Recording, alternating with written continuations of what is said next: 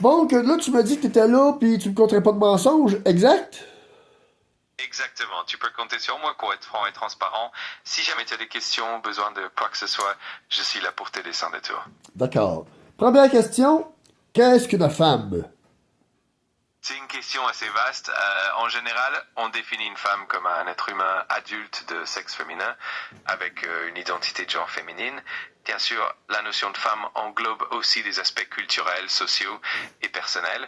Si tu veux explorer un angle particulier, n'hésite pas à me le dire. Oui, biologique.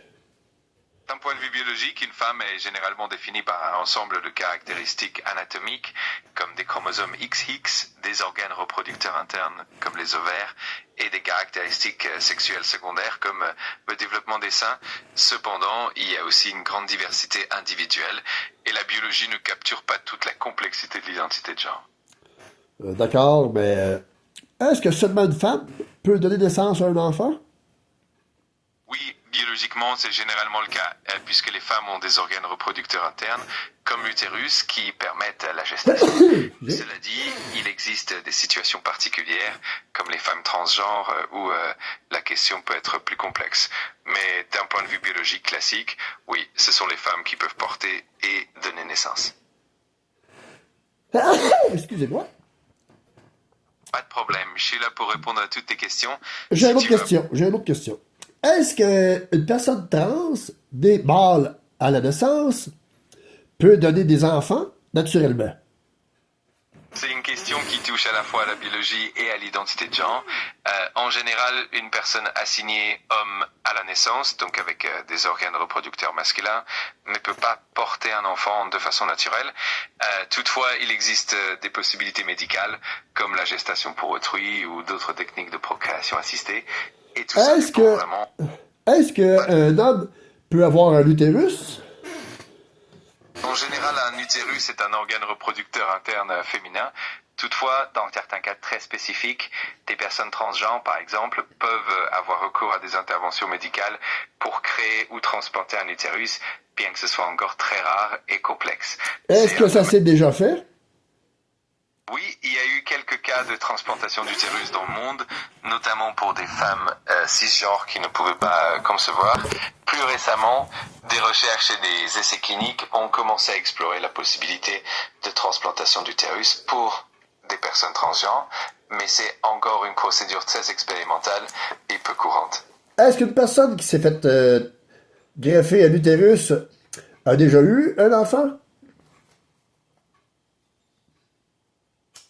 Oui, dans certains cas, des personnes qui ont reçu une greffe d'utérus ont effectivement pu mener une grossesse à terme et donner naissance à un enfant.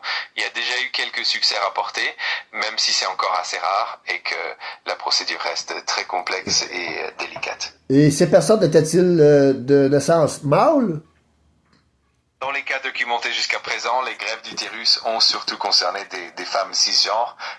Les recherches sur la transplantation d'utérus pour des personnes transgenres en sont encore à un stade expérimental et il n'y a Donc, pas. donc, aucun homme trans, aucune personne qui est née mâle, qui devient trans, n'a eu un utérus fonctionnel. Exact? Exactement. Pour l'instant, les greffes d'utérus qui ont abouti à une grossesse ont surtout été réalisées chez des femmes cisgenres. Les recherches pour les personnes transgenres sont encore en développement et il n'y a pas encore de cas documentés de greffe d'utérus fonctionnelle chez des personnes assignées hommes à la naissance.